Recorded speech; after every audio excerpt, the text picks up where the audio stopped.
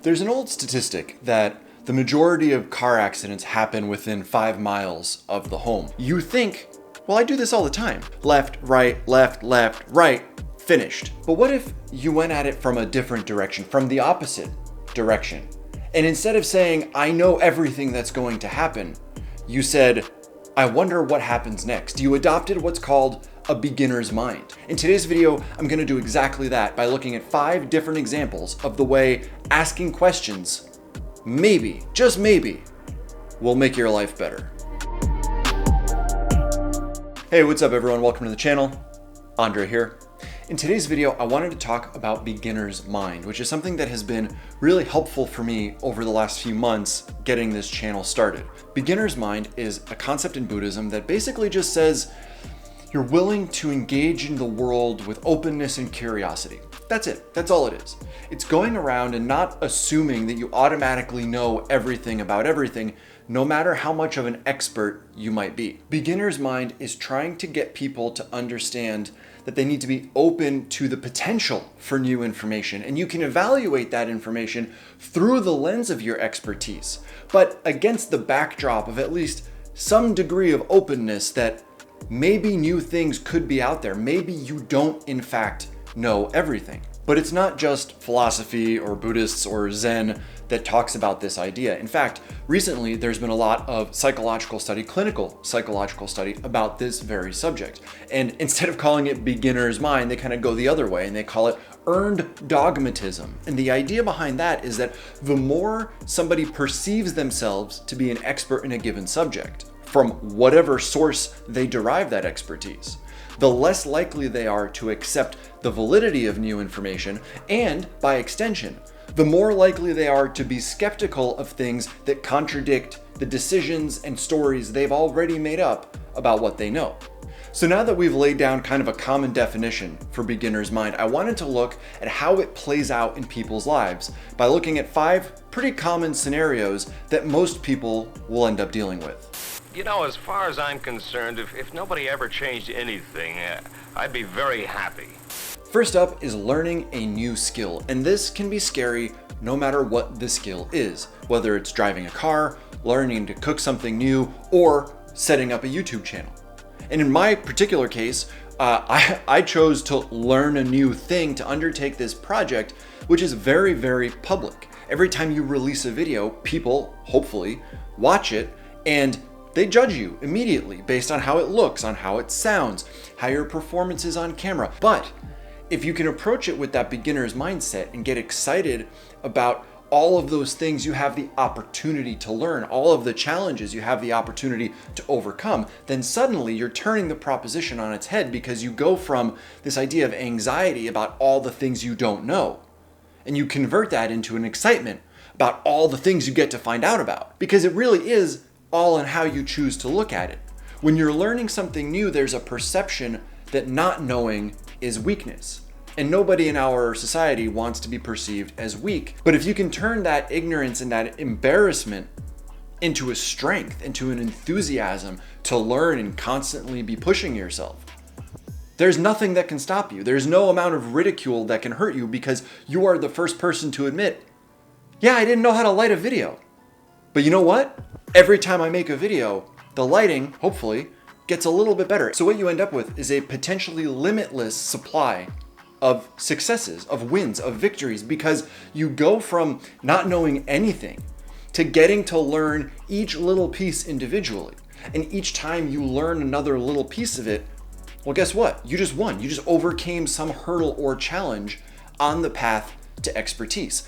But here's where it gets a little tricky. Here's where the jujitsu happens.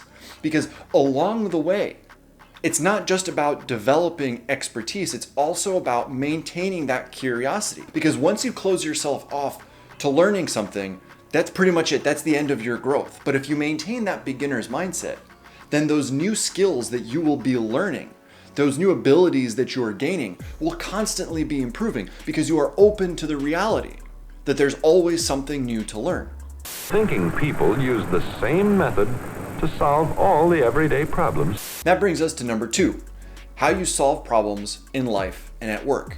Because beginner's mind is not just about learning new skills, it's also about looking at the things that you've been doing potentially for years and asking yourself whether the way that you do them is the best for you in the moment. So just think about the way that you do things in school, at work, or just in your life in general.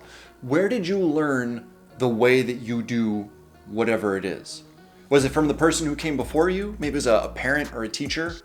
How do those methods apply to what you need to accomplish today? Getting comfortable with asking yourself how and why you're doing the things that you do can only help to improve your process over time, because either you find opportunities for improvement or you reinforce the validity of the things you've already been doing. If in fact what you're doing is the best way to do something, then great, then you know, then you can keep going.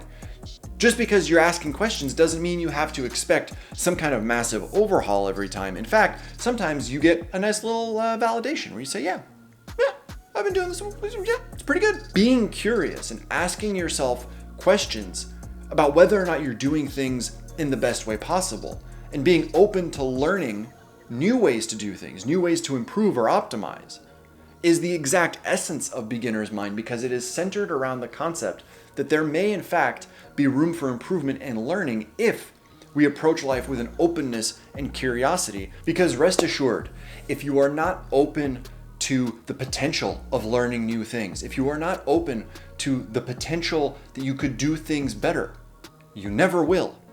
And Ernie tried some exercises to supplement his sports program. The third area where beginner's mindset can really be helpful is in health, fitness, and exercise. And this is an incredibly personal thing for a lot of people, because health has a different definition for everybody. Fitness has a different definition for everybody based on what it is that you want to accomplish.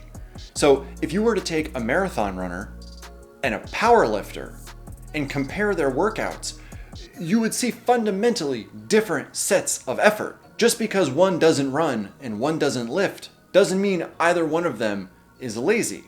It just means that they have different objectives, different things that they're trying to accomplish, and therefore different approaches.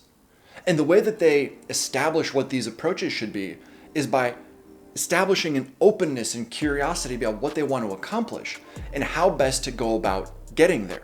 You can't ever get there if you don't know where there is. And only by identifying what the destination is can you know what path you have to take. And you have to be open and curious and eager to learn throughout your journey. Now, I know phrases like path and journey and reaching your destination, these are all really soft and fluffy kind of frou-frou self-help terms. But in reality, it really comes down to what you want to accomplish and how you want to get there. And the only way those two things come together is through an established openness and curiosity about what's important to you and why. Ajax cuts grease like that. It is kind to your hands, too.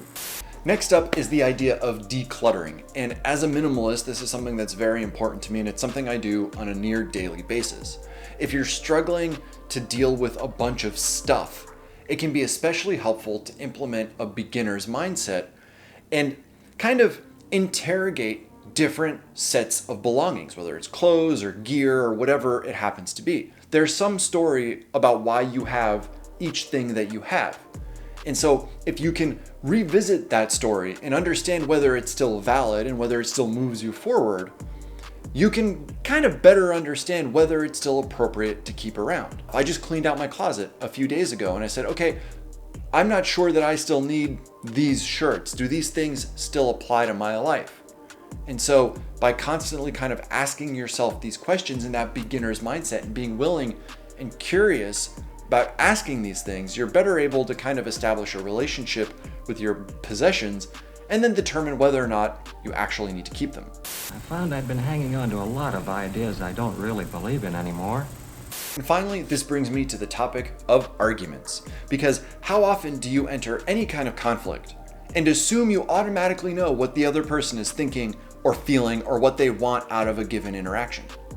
And how often are you completely wrong? By applying that beginner's mindset of uncertainty and curiosity, interrogating not only your own feelings, but your assumptions that you're projecting on other people, sometimes you can resolve the conflict much more quickly and actually, ideally, prevent them from happening in the future. Because how often has a long-running argument gone from topic to topic to topic and you just think, oh my God, I can't believe you're doing this again, even though it's a completely different situation, maybe even a different person entirely. That kind of thing happens because you don't have clarity on what your actual problem is, possibly because you haven't done enough self-interrogation to know what the actual issues are. Every day we learn to rely more and more on the skilled knowledge of people who specialize. We live in an expertise-driven society where people spend years and years of their lives rising to the top of their field to gain respect, money, and status. We have pyramids and airplanes and little cars driving around on Mars because people dedicated their lives to developing expertise. And that is amazing. It drives human civilization forward. But what we need to be careful of is the closed-mindedness that can stem from that, where people assume that because they have expertise, there's no more space to learn. And this outlook is not only philosophically problematic, but it's also inherently unscientific. Because the scientific method is based on establishing hypotheses, testing them, establishing theories based on the results, and then repeating that over and over and over again. We went from the Stone Age to landing on other planets based on developing expertise through curiosity, examination, and questions. We have to maintain a beginner's mindset, not only in our personal lives, but more broadly as a species, so that we can make sure to continue pushing things forward. Because at the end of the day, learning and curiosity and expertise is a process, not a destination. For this is a tool for clear thinking and effective action.